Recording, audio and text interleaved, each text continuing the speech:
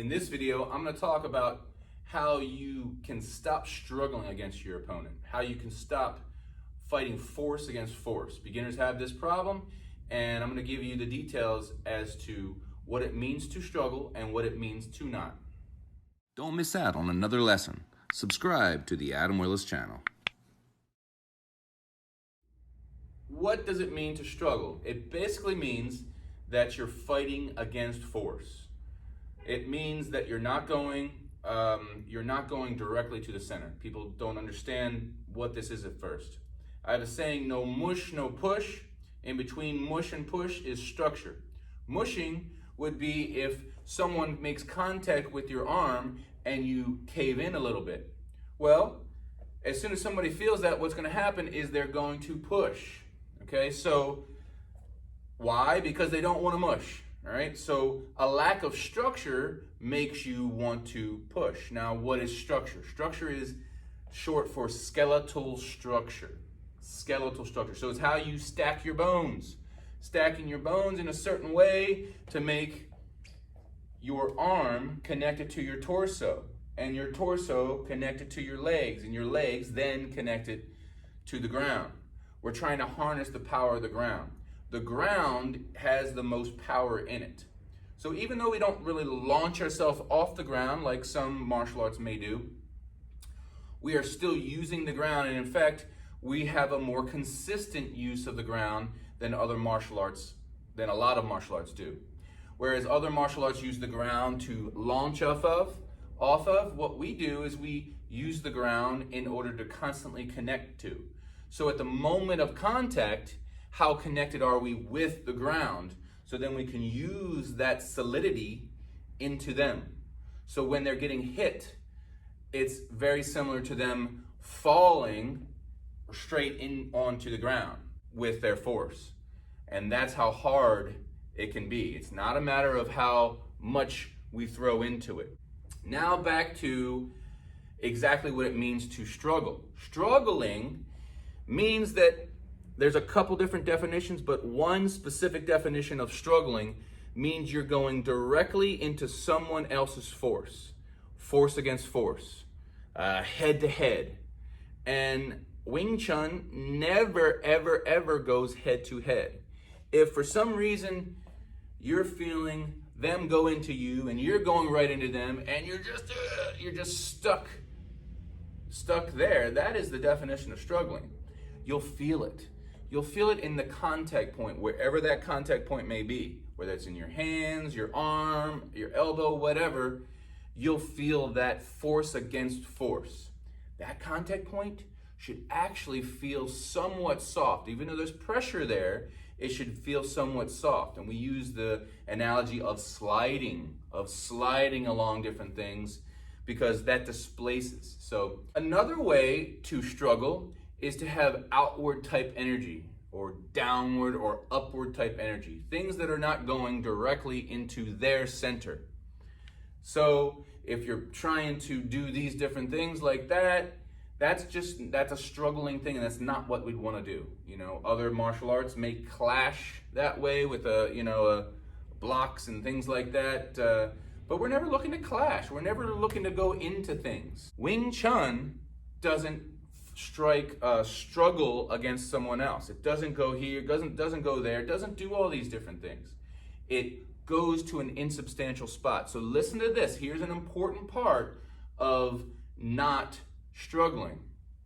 When you have someone's force into you, if it's coming straight into you, make sure that force, you're not going head to head. Think of it as traffic, right? You've got a freeway where you have one person's force going, the car is going this way and you have the cars going next to it. You don't have it where they're both going into one another. It's not any good to get to where you need to be. So what you want to be able to do with their force is you want to be able to receive it, and at the same time you're receiving their force, you want to be able to go into their center, because that is the goal, the center line of the body. How on earth can you do that? Well, you feel that contact point, wherever it is. Okay, this takes some skill, and you cannot push too hard. You can't put too much energy on this because then it'll be imprecise. So start with a little bit of energy as you guys are practicing if you haven't done this very much. Start with a partner, and both of you maybe get here, cross hands, so both use your right hands, and have the other person come here, and you're here, and you're going to press a little bit. Not too much, just a little. The moment it starts to feel imprecise or too much, if it's too much pressure at that moment, it's basically imprecise. Why? Because the pressure can only hold a line, a specific line, for only a certain amount can go through without the pressure building too much, especially when you're in contact here. You're trying to go past this point. So we're not trying to be stuck to their hands. And this is a misconception that people think. They think you need to be stuck to the hands because of sticky hands. Now, it's not exactly stuck to the hands. You may be in contact with the hands, but you're not stuck. You're sliding. You're sliding, and these are deflections. Wing Chun is all about deflection. So it's when you're sliding against them, you're deflecting. So make sure that you're allowing that energy in as you're going through. This is not easy at first. I have a few students that have done other martial arts, harder martial arts, such as Taekwondo, karate, Muay Thai, many different harder arts that have a hard time with this because what they're doing is putting too much pressure into it.